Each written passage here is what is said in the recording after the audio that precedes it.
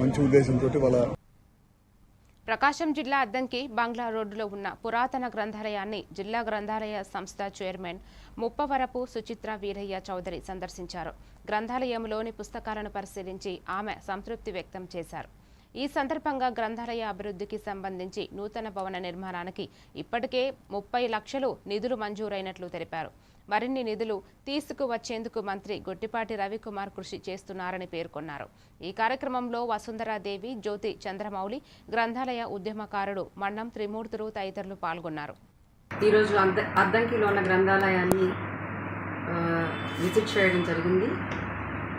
ముఖ్యంగా ఇక్కడ ఇది చాలా పాత గ్రంథాలయం.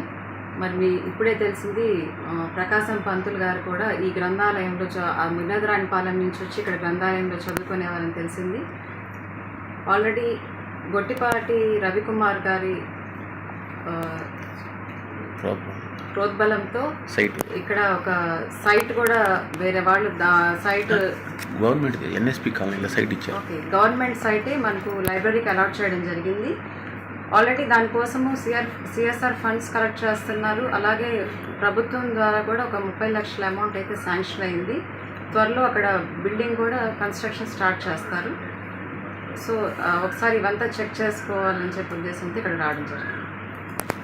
డెవలప్ చేస్తాను చూడటానికి లైబ్రరీ ఎలా ఉంది, ఎలా చేస్తున్నారు, మెయింటైన్ ఎలా చేస్తున్నారు అనేది విజిట్ తెలుసుకునేదానికి విజిట్ చేస్తాను.